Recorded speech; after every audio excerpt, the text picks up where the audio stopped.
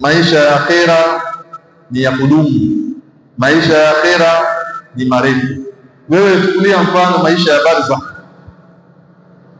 maisha ya barzakh tokea mtume wetu sallallahu alaihi wasallam awe katika tumbo la ardhi, leo ni mwaka wa 1400 tokea mtume awe katika ardhi.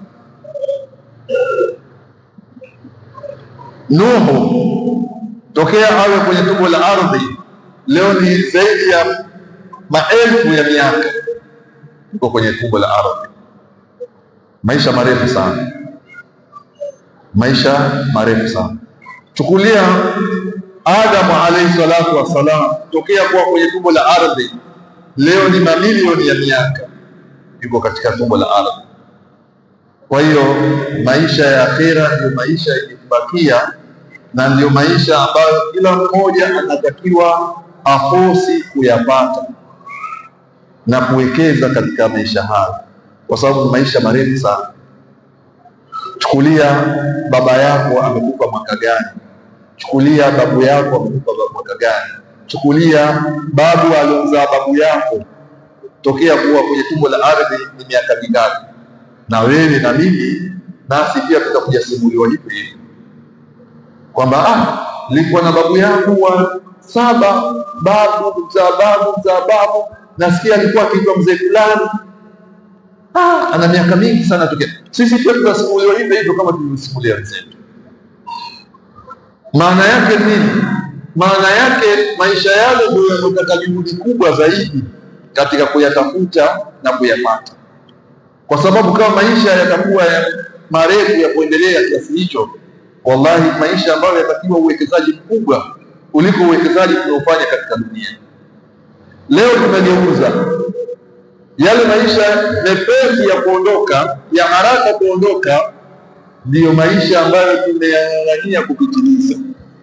Kila mmoja enda mbio kuitafuta dunia, kwa udi na uvuma, Waswahili wanasema, kwa halali na kwa haramu, kwa uongo na kudanganya, kwa kutapeli na kudhulumu, ili mradi mtu awekeze kwenye maisha ya dunia.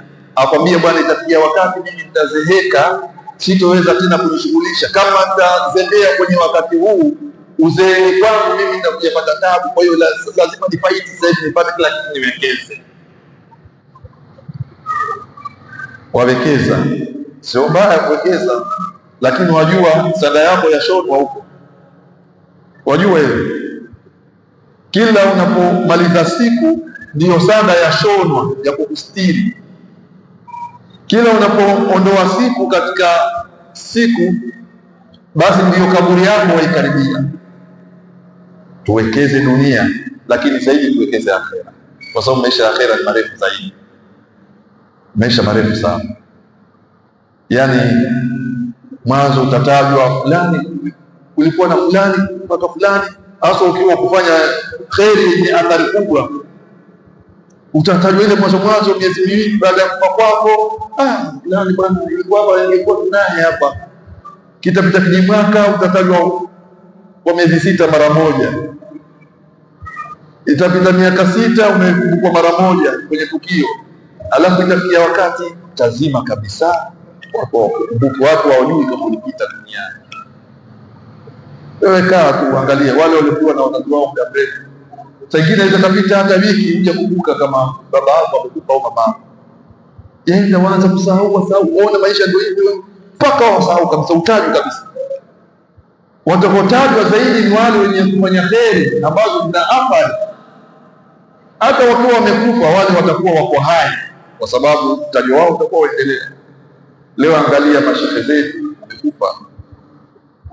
Kuna mashehe kina Shekhe Uthaymeen, kuna kina Shekhe Ibn Baz, kuna kina Shekhe Ibn Taymiyyah, Muhammad ibn Abdul Wahhab rahimahumullah. Wote hao athari zao bado ziko mpaka leo, wanataja.